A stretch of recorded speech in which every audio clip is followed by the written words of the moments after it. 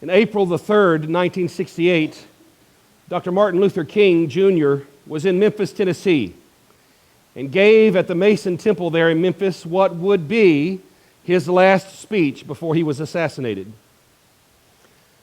Dr. King used Moses from the Old Testament as the subject of his speech and reminded his hearers that Moses did not get to go into the Promised Land. That Moses told the children of Israel that he had gone up to the mountaintop and he had seen the Promised Land, but he would not be able to go into the Promised Land with them. And Dr. King,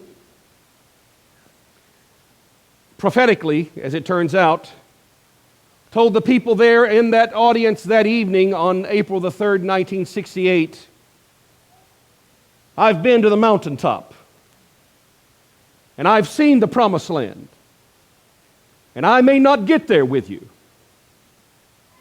but I've seen the Promised Land. Of course, Dr. King prayed for and worked for and dreamed of a country, a society, where a man or a woman is not judged by the color of their skin, but the content of their character. And yet, no matter what side of the political force you may hold today, the reality is our nation is more divided now than ever before. We have identity politics running rampant. It seems to fulfill the dream of Dr. King. They have found it necessary to divide us up based on the color of our skin, not in spite of the color of our skin, based on our ethnicity, based on our educational system, or based on our financial abilities. Identity politics is the norm in this nation, and it is failing to fulfill the dream of Dr. King. But that's not my homily this morning. Good preaching, though.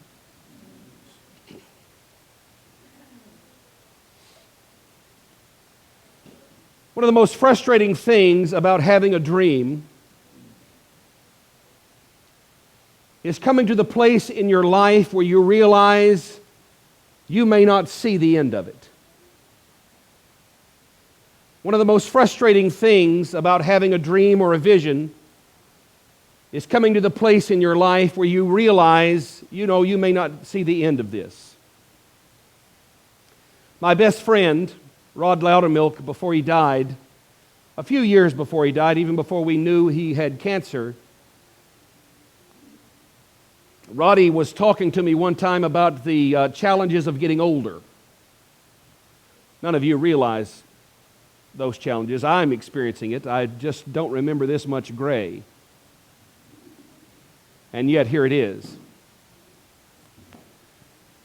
The reality is, as Rod was telling me, he said, Barnabas, one of the most difficult things that I've had to come to grips with in my life was the fact that I'm not going to change the world. I thought I was. When I was younger, I thought I was going to change the world. I thought my preaching or my ministry was going to change the world. And I had to come to grips with the fact that as the years ticked off and ticked by, I'm not going to change the world. And then he said, I realized the world I was supposed to change was inside myself, not outside. That the world that I've been called to change is not outside me, but inside me. The outside world will follow the inside transformation. It always works that way, folks. And yet, it's powerful to have a dream, to have a vision, to have an idea, to have a hope. But it's also equally powerful to understand that your calling may not be to get to the finish line. It may be just to advance the ball down the field. You may be called to be the one who carries it down the field, but maybe not across the finish line. As I played football when I was in my high school years, mainly they played me on defense. Short, stocky guy like myself did pretty good in keeping folks from going by me. I got the scar on my chin to prove it when this boy popped me right under the chin with his fist. He didn't get by, though.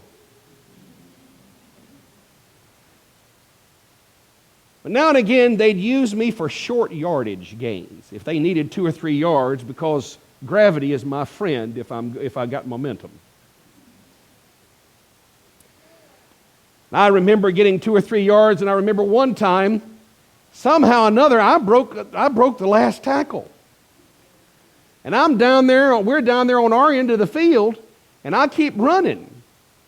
And nobody's tackling me. And I'm not built for distance. I'm just not built for distance.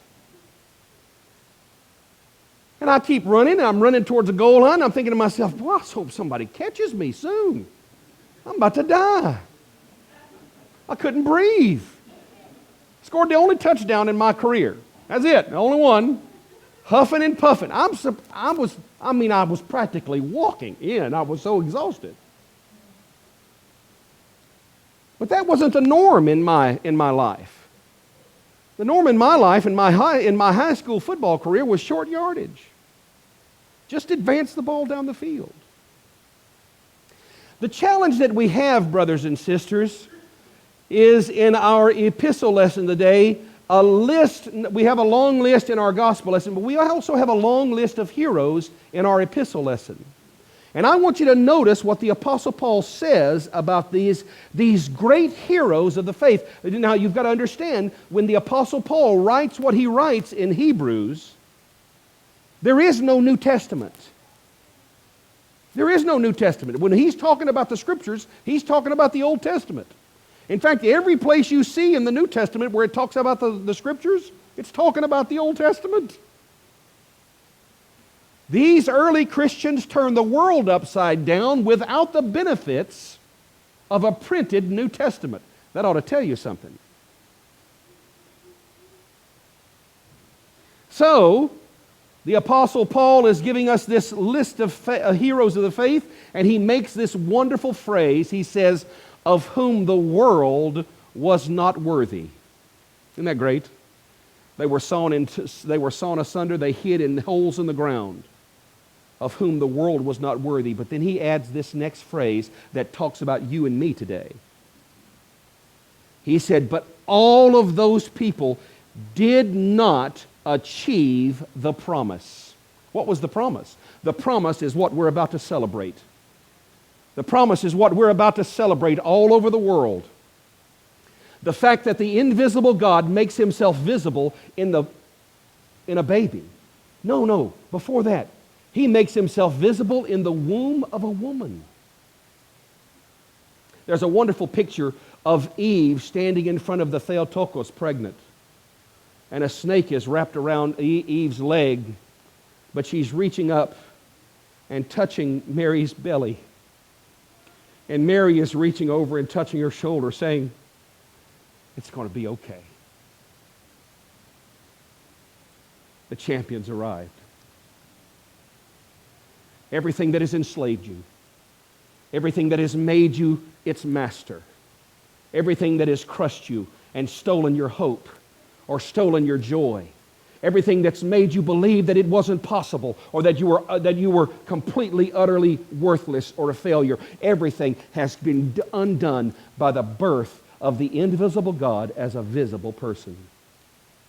You see, ladies and gentlemen, we Orthodox Christians genuinely believe, without any shadow of a doubt, that Jesus Christ is more than a great teacher and more than a good man. Jesus Christ is God himself in the flesh.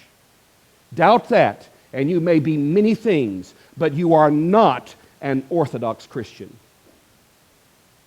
Period, full stop. End of discussion. This is a hard line. Jesus Christ is God